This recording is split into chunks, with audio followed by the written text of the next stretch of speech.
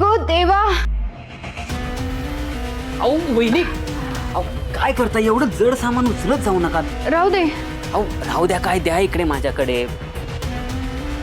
बापरे, एका बॅगनेच किती दमली आहे मी. माय गॉड. तुम्ही कुठे निघालात?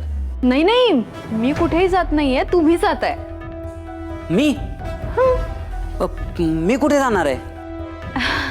म्हणजे तुम्हाला ही बॅग घेऊन राणीकडे जायचंय. राणी तिकडे वस्तीवर गेली आहे ना राहायला, सो तिचे कपडे आहेत या बॅग मध्ये. इंद्रा भाऊजींनीच सांगितलंय ही बॅग राणीपर्यंत पोहोचवायला. इंद्रा दादाने सांगितलं? पण दादा मला काहीच बोलला नाही. थांबा, मी फोन करून विचारतो त्याला. भाऊजी, त्याचं काय झालं माहितीये का, इंद्रा भाऊजी तुम्हाला फोन करत होते पण तुमचा फोन लागला नाही ना, म्हणून त्यांनी मला निरोप दिला की अजित भाऊजींना सांग पटकन बॅग द्यायची आहे म्हणून. त्याचं काय आहे, इंद्रा भाऊजी ऑलरेडी चिडलेत है ना.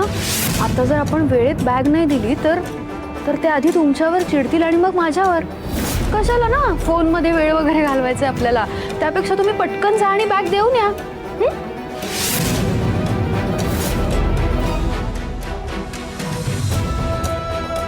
अजित भाऊजी, जाताय ना, देताय ना बॅग? हो जातो. हे घ्या.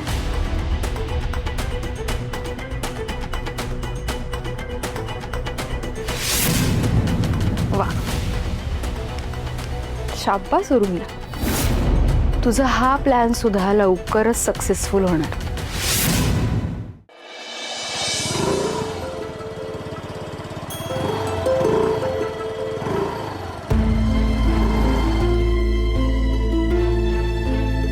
अजित दादा,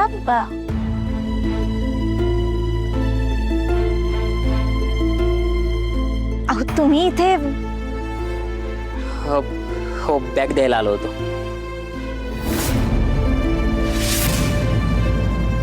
बॅग? ही कसली बॅग आहे? तुमचे कपडे त्यामध्ये. माझे कपडे? कोणी दिले पण? दादाने द्यायला सांगितले.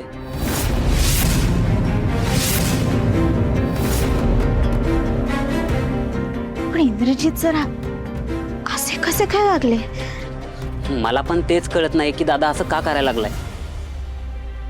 खरं तर हे सगळं काय चाललंय ना, मला काहीच कळत नाहीये. ही बॅग इंद्रजीत सरांनी तुम्हाला स्वतःहून न्यायला सांगितली? हो, त्यानेच सांगितलं. म्हणजे त्याने मला नाही सांगितलं, पण सांगितलं नाही सांगितलं म्हणजे मला काय नीट झालंय सांगता का? सांगतो, एक मिनिट.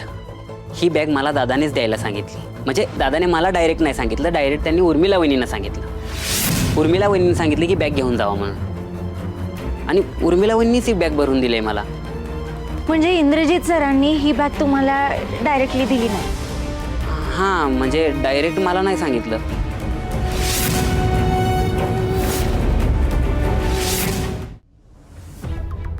आलंय माझ्या लक्षात. काय झालं वहिनी? अजित दादा, तुम्ही एक काम करा, मी काय सांगते ते ऐका. हां, ही बॅग तुम्ही परत घरी घेऊन जा. म्हणजे अहो, मी पहाटे इथे निघून आले.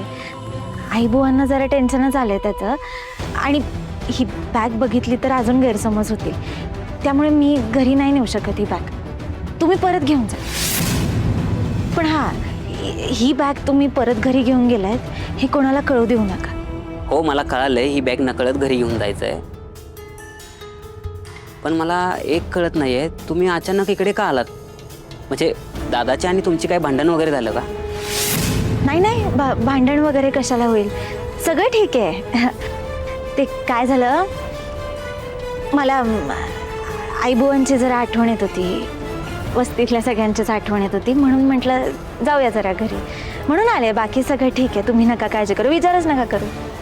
तुम्ही फक्त एवढी बॅग घरी घेऊन जा. ठीक आहे, तुम्ही म्हणताय तर विश्वास ठेवतो. काळजी घ्या. अजित दादा, हां, ह्या बॅगबद्दल प्लीज कोणाला कळू देऊ नका, चुकूनही कोणाला सांगू नका. ते काय होईल, जर उर्मिला ताईंनी ही बॅग अशी इथं पाठवून दिली हे सगळ्यांना कळालं तर सगळेच उर्मिला ताईंना बोलतील, मग वाद होतील घरात. तसं व्हायला नको. तुम्ही सगळ्यांच्या नकळत ही बॅग परत घरी घेऊन जा, स्पेशली इंद्रजित सरांना. वहिनी, मला आता हे कन्फर्म कळलंय की हे सगळं उर्मिला वहिनीने मुद्दाम केलंय. इंद्राने त्यांना काहीही करायला सांगितलेलं नाही असलं. पण मला एक कळत नाहीये की हे सगळं असे खोटं वागतात आणि तुम्ही का त्यांना पाठिंबा देताय? ते चुकीचं वागतायत ना, मग तुम्ही का वाचवताय त्यांना? कारण आपल्या घरात मला वाद होऊ द्यायचा नाहीये म्हणून. उर्मिला त्यांना सगळेच बोलतील, मग त्यांना त्रास होईल, त्यांच्या बाळालाही त्रास होईल. हे सगळं मला होऊ द्यायचं नाही. त्यामुळे आपण हा विषय इथंच संपवून टाकूया, ठीक आहे? वहिनी, खरं तर हा विचार उर्मिला वहिनीने केला असताना किती बरं झालं असतं ना. जाऊ द्या अजित दादा, आपल्याला माहिती आहेत ना त्या कशा आहेत. आपण नाही विचार करायचा. तुम्ही हा विषय आता इथेच सोडून द्या बघू.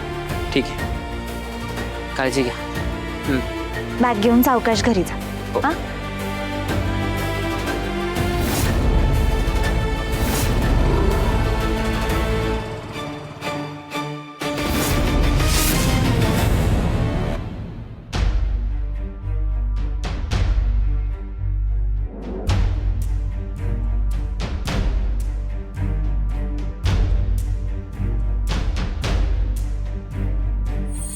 ओके इंद्रजित, आजचं सगळं काम झालंय. चला घरी जायला निघूया आता.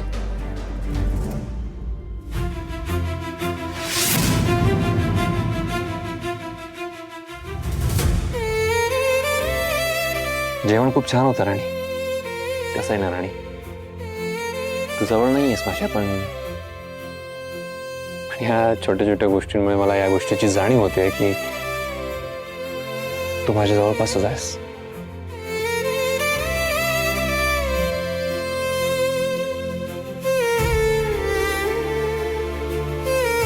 Indra, done with your work? हो. See, the way things are going, I think we should take a break. Change म्हणून कुठेतरी फिरायला जाऊयात का इंद्रा?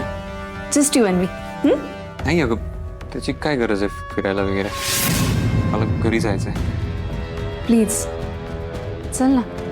हे बघ, जे काही होतं ना या सगळ्याचा खूप कंटाळा आलाय मला. फॉर मी नाही नको म्हणूस ना, please please please please please. अशा काही गरज नाहीये. मला म्हटलं ना मी, मला घरी जायचंय.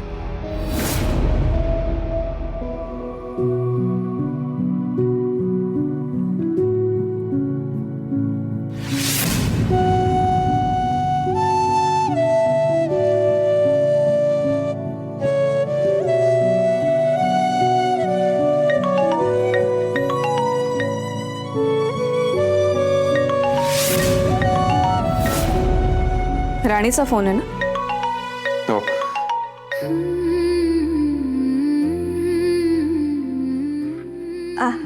हा, बोल ना राणी. कसे आहात? जेवलात? हो, मी जेवलो. पोट भरून जेवलो. भाजी खूप छान होती. इनफॅक्ट सगळंच जेवण छान होतं. थँक्यू राणी. थँक्यू काय त्यात?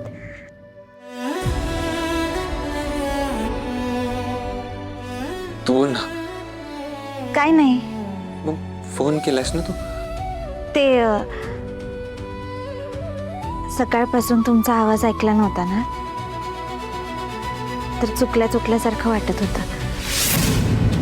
तुम्हाला नाही आली का माझी आठवण? आली ना. खूप आठवण आली तुझी. मी आता जस्ट तू दिलेल्या टिफिनकडेच बघत होतो. बरं वाटलं तुमच्याशी बोलून. काळजी घ्या.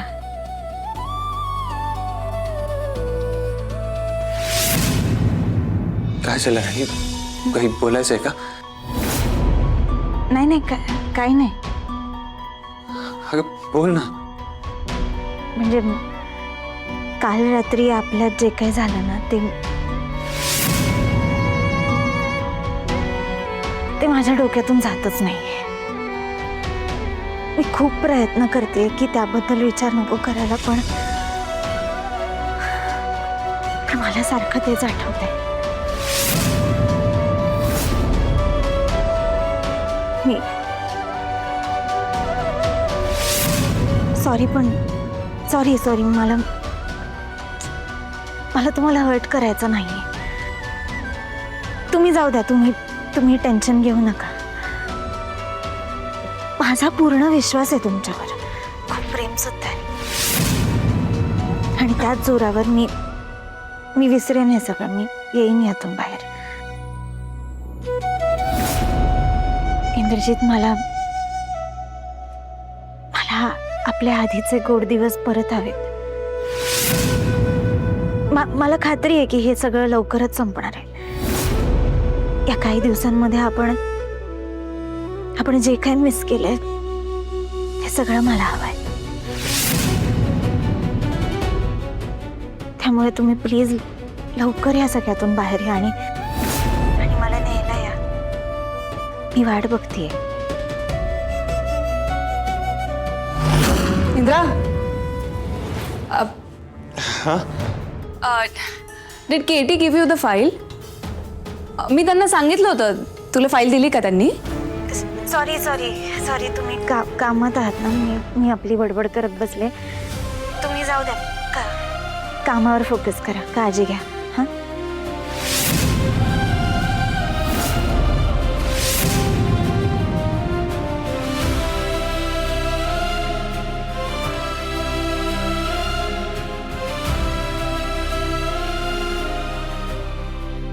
कुठल्या फाईल बद्दल बोलत होतीस? अरे सॉरी, विसरलेच मी. मला दिली आहे त्यांनी, फाईल दिली आहे. बरं ते जाऊ दे. आपलं काय, आय मीन फिरायला जाऊयात ना आपण? Just you and me, please. Tanisha, मला 1-2 काम आहेत. मी ती करून डिरेक्टली घरीच जाणार आहे. कामं घरी करू शकतो ना आपण. हवं तर मी मदत करते ना तुझी. चल ना एकदा प्लीज. मी म्हटलं ना एकदा नाही. मी तुला अडवलेलं नाहीये. तू जाऊन ये. मला नाही जमत.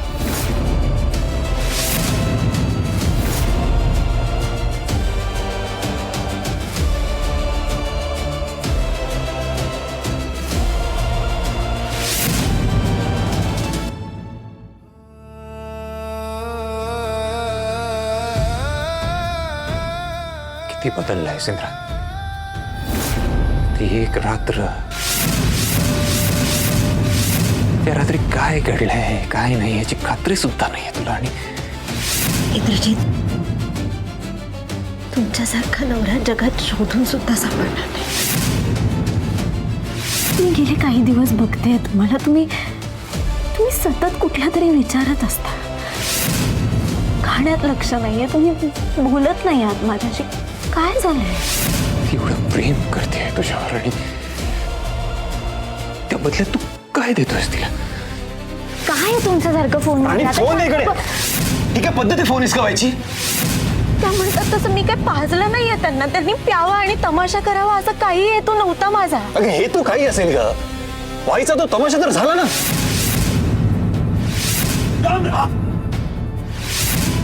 आता मला नका थांबव इंद्रजित. मला आपलं नातं परत आधीसारखं हवंय आणि त्यासाठी मला जावंच लागेल. नाही हे सगळं थांबायला हवं इंद्रा. हे थांबायला हवं. राणीला सगळं खरं सांगायला हवं. राणीला काही करून घरी परत आणावंच लागेल. आणि हे सगळं तू आजच्या आज करणार आहेस.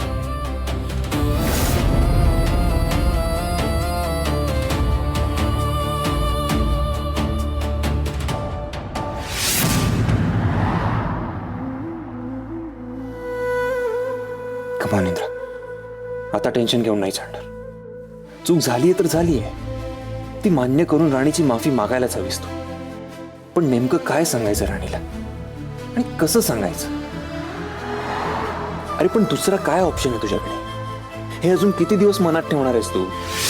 हे बघ, जितके दिवस आहे तू मनात ठेवशील तेवढे त्याला फाटे फुटत जाते, गैरसमज वाढत जाते. पण हे आत्ताच सांगणं योग्य ठरेल का? राणी आधीच खूप दुखावली गेली. त्यात हे ऐकून तिला काय वाटेल? नाही नाही नाही नाही इंद्रा, काही झालं तरी तुला हिम्मत करून आज सांगावंच लागेल. आज नाही तर कधीच नाही. कारण काही चुकून तिला दुसरीकडून जर कळलं ना, खूप प्रॉब्लेम होईल रे. त्यापेक्षा सरळ जाऊन सांगून टाक तिला सगळं. मी तुझी माफी मागायला आलो आणि मी आज तुला जे काही सांगणार आहे ते सांगण्यासाठी मी खूप हिम्मत करून येतोय तुझ्याजवळ. तू प्लीज चिडू नकोस. प्लीज मला समजून घे राणी, प्लीज. माझ्या आयुष्याची वाट लावली या माणसानं, फसवलंय मला आणि याला ना मी कधीच माफ करू शकत नाही. अरे किती नीच माणूस आहेस रे तू. सविता, सविता तू शांत हो बाबा. अगं कशी शांत हो राणे? हे बघ, हे असं बायकासनी दुसऱ्या मिठ्या मारत फिरतायत आणि तरी बी मी शांतच होऊ का?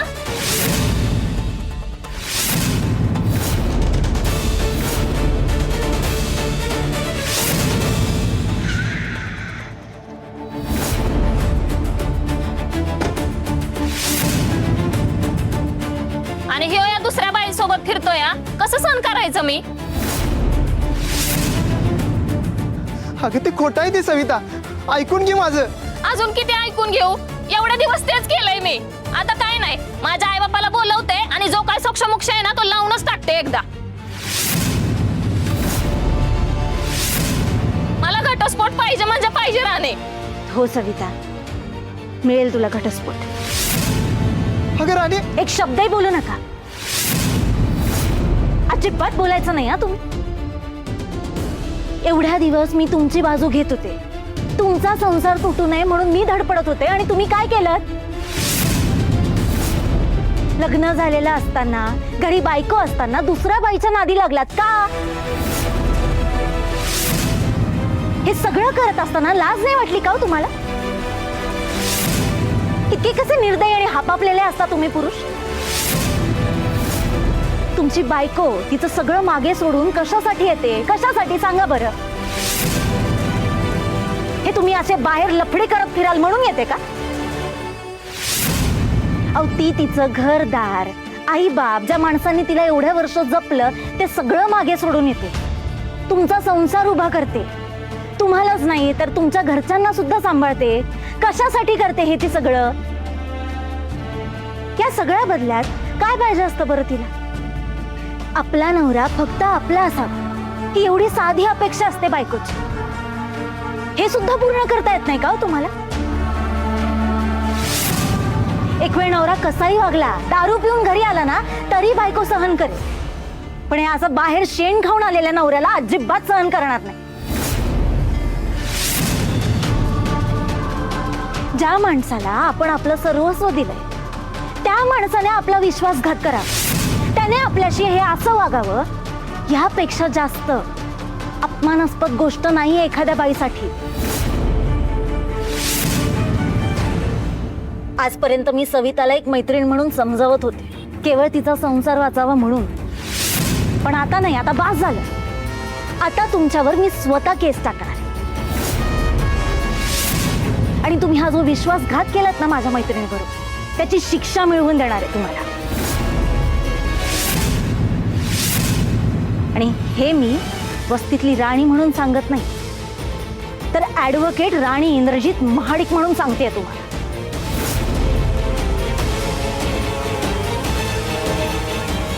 तुम्ही माझा विश्वासघात केलाय इंद्रजीत. मी नाही सहन करणार आहे हे. तुम्हाला काय वाटलं तुम्ही हे सगळं येऊन मला सांगाल आणि मी तुम्हाला माफ करेन? हे शक्य नाहीये. मी विश्वास ठेवला होता तुमच्यावर. आता कुठे मी तुम्हाला आपलं मानायला लागले? माझं सर्वस्व देणार होते मी तुम्हाला आणि तुम्ही स्वतःला एका दुसऱ्या बाईचा स्वाधीन करून आला. हे नाही सहन करणार आहे मी. काय कमी पडले होते मी जेवढं तुमच्यावर प्रेम केलं तेवढंच प्रेमाने मी तुमच्या घरच्यांची सुद्धा काळजी घेतली. आणि काय मिळालं मला या सगळ्याच्या बदल्यात? विश्वासघात. असं असं काही नाहीये ग, प्लीज ऐक माझं. हे बघा, काही ऐकायचं नाहीये मला. काय ऐकायचं राहिलंय? आणि आता तुम्ही सुरुवातीला मला स्वीकारलं नाही, माझ्याशी वाटेल तसं वागलात, वाईट वागलात माझ्याशी, तरी सुद्धा दुसऱ्या पुरुषाचा विचार केला का मी? असा विचार सुद्धा माझ्या मनात कधी आला नाही. आणि तुम्ही काय केलं? आम्ही एवढं सगळं केलं तुमच्यासाठी. आपलं सगळं चांगलं चालू असताना तुम्ही त्या तनिषाकडे गेलात का? का इंद्रजीत? आणि मुळात मला काही आठवतच नाहीये का. मी खरं सांगतोय, मी शुद्धीत नव्हतो. मी सुद्धा नव्हते शुद्धी. तुमच्या प्रेमात आंधळी झाले होते मी.